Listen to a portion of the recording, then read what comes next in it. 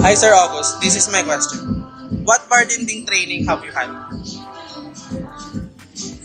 Yung pakitimpla ng ng alak, tapos paano serve siya ng maayos. Okay. Next question. How would you describe bartending to someone who has no idea? Siguro masayahin, parang gano'n.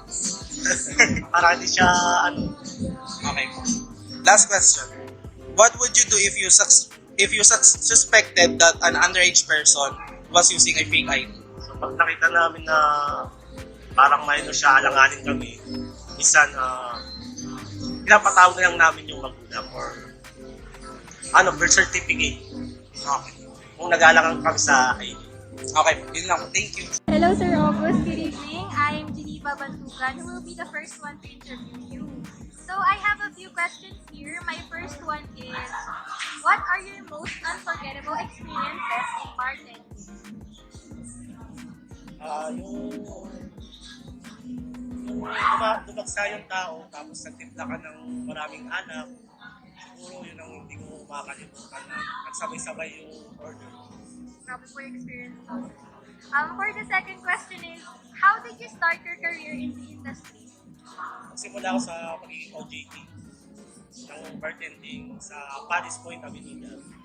Doon nagsimula lang. For the last question, what does your signature drink makes difference to other popular drinks? Para sa akin yung soapy, parang naging katulad siya ng tanduay ice na red.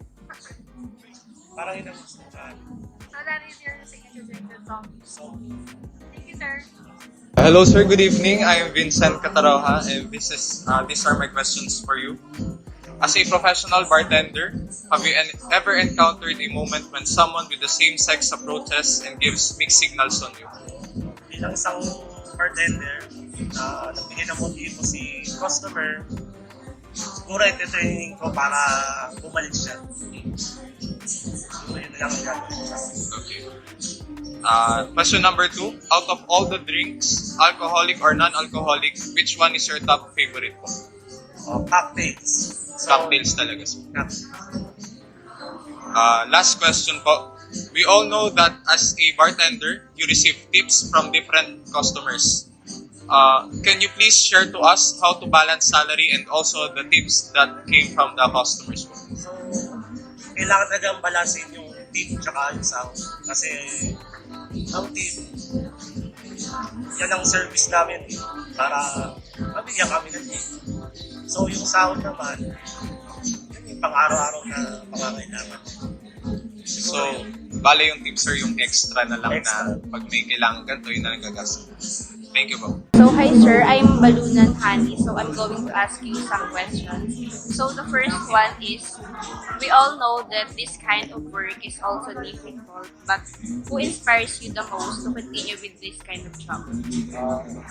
Ay, family. Okay po. Next, have you already experienced customers fought in this bar? If yes, what will you do to them? If not, how will you handle that kind of situation? Yes. So, papatawag tayo ng council para maawat yung nagagawa ng police. Okay po. So last one po is, what is the best seller drink in this bar? Pagkas, Best seller drink po. drinks, cocktail, Yung talagang madalas po pabili. offer sa beer. Sige, thank you po. Hi Sir August, good evening po. First question po is, a customer sends their drink back, how would you handle it? Pag may nagbalik ng drinks, siguro pwede natin i-suggest sa customer na palitan or suggest natin kung tatapakan ba o mababa yung alcohol niya. Siguro ganun. Second po is, what do you like about bartending?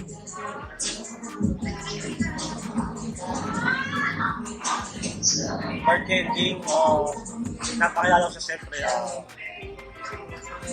Nakaka-enjoy na makikita yung customer na nasasarapan sa tinda mo. Siguro yun. Ano po? Yung Third one is, if you could only have 5 liquors at your bar, which one would they be? Spirit, yun yung mga brandy, gin, vodka, yung five spirit ang masarap na. Sige po.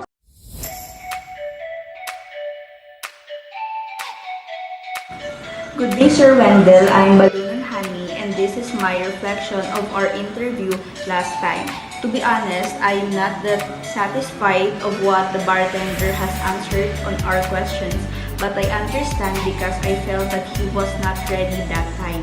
My reflection on this interview is being a bartender is not very easy because you were in charge of all the drinks, and as my experience on this course, mixing an alcoholic and other substances are not easy because you must really do the drink perfectly of what the customers will order.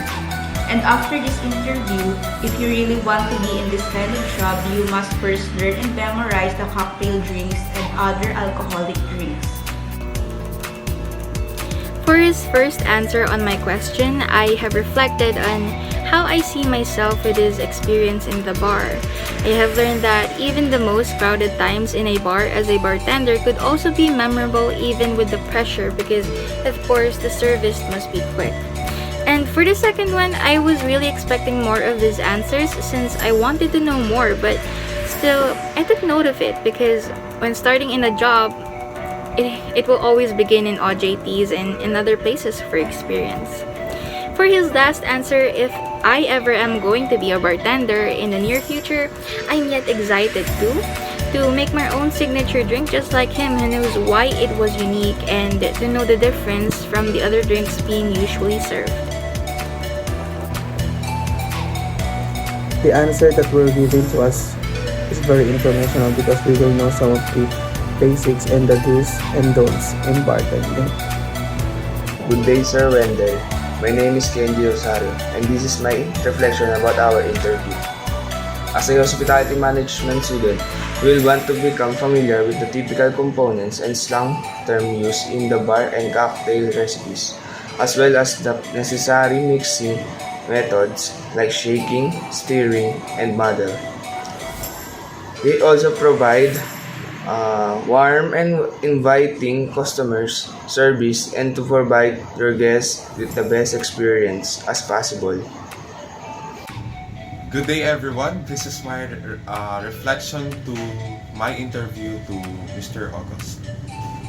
My first question was, what will you do if a customer with a same-sex approaches and gives mixed signals on you? So on his first answer, he said that he will entertain the customer for he will go back again and avail their service. Well, I do believe that building a good relationship between your customers is a very good practice because with that we connect to them and make them feel that they are being appreciated by you. On my second question, out of all the drinks, alcoholic or non-alcoholic, which one is your favorite? He told me that it was cocktail drinks. Yes, cocktail drinks are very good in taste and also in its appearance or presentation. And the last question was, we all know that as a bartender, you receive tips from different customers. Can you please share to us how to balance salary and the tips that came from different customers? He replied, it is needed to balance the tips and salary because the tips are the gains from their service, which is true. If your service is good, some of the customers will give you tips and it will make your profile good. So I added that tips that came from the customers will serve as your extra money before your salary arrives.